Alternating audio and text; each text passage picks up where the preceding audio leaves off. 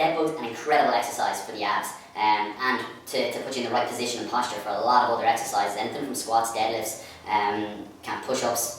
They all link in together about putting your kind of core into the exact right position, so you can kind of maintain strength and stability. But I want to go through and make sure that you're doing the Deadbug right. You can do it as part of the warm to kind of activate, and then part of your workout to actually kind of build a bit more strength and make sure that you're advancing the DOM, you're not making it too easy and you're not making it too hard. So first things first is the rib and breathing position is really important. Okay, a lot of people walk around with what's called a rib flare. But if you look from the side, I'm going to flare my ribs, so they're kind of sticking out like this. And this will come from people telling us to stand up straight and kind of walk tall, and guys kind of puffing out their chest and stuff like that. But what that will actually do is create a lot of tightness around here and kind of through the mid back, and then this tightness there can either create tightness in the lower back or coming up towards the neck. So what we do is to get rid of this rib flare. Ideally we do it lying on the back because it's easier to do, is to exhale, forcefully exhale, okay? So imagine you're trying to blow up a balloon and using only one breath to do it, so you have to blow all the air out, every last drop. And what you'll see is my ribs have been pulled down. I've created a lot of tension here in my abs.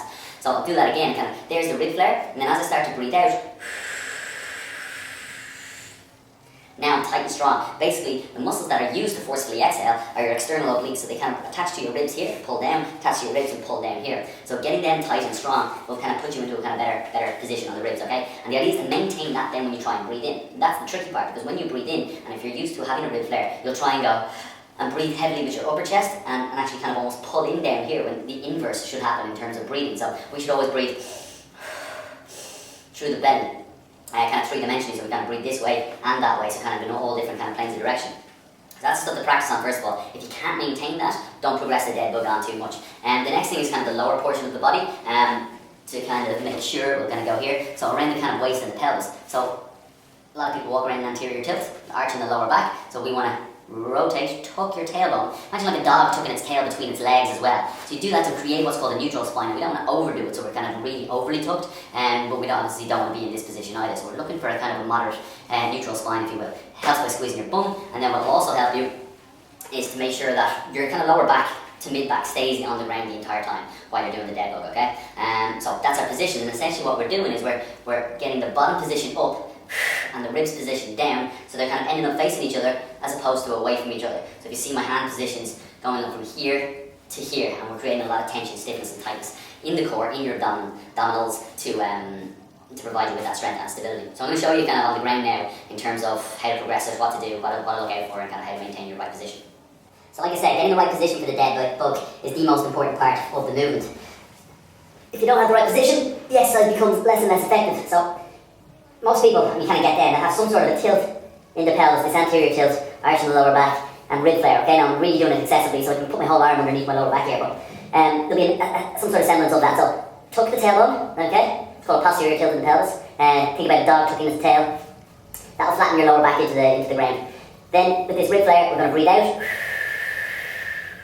and get nice and tight here. Now, depending on your posture, stiffness, tightness, alignment, what can happen is your neck might start to move, okay? We want to put the neck in the right position too. So if I, let's say, start off with this kind of rib flare and arch, and I start to exhale and get this rib flare out of it, watch what happens to my head position, my chin.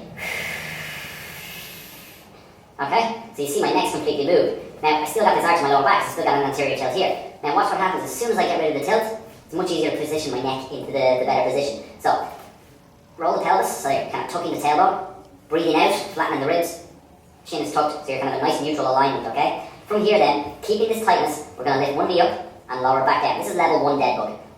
Breathe out as you lower. Try and get as tight as you can as well here. Don't just think, oh yeah, I'm tight, or I'm holding on. You can almost contract the muscles more and get them tighter. If this is easy for you and there's no movement in your lower back, or as your foot goes down, you're not kind of sliding through your upper back either, or your upper body, then you can lengthen the leg a little bit more. And the goal is for you to be able to get to this point. So nice and tight, lower back, still have this anterior tilt, and I'm able to fully straighten my leg and breathe while maintaining the neck position. So if you can do that, 6 or 8 on one leg, 6 or 8 on the other, or 6 or 8, then we're going to take both knees up. Now, first time doing this, get the knees above the hips, okay? If the knees are below the hips, you're going to have much more pressure pulling you down, and it's going to be much harder to maintain your Deadbug position. Ribs down, pelvis tucked. So from here, foot down, back up, foot down, back up, and then you start to alternate legs.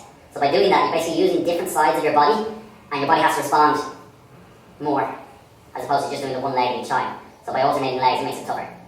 Once you've mastered that, we're going to aim for this full leg length, okay? Again, if you go too far and you start to kind of, let's say, See the way I'm moving through it? It's too hard for you, okay? You picked a too advanced version. So make sure you're getting the control first before you go harder. Alternate. And I'm staying tight, especially here. It's the hardest part of the movement. And if you're getting really strong at that, you're able to maintain lots of strength, minimal movement in the upper body. Then we can bring the hands in and combine them with the legs and actually lengthen the opposite hand away as the leg comes down, come back in.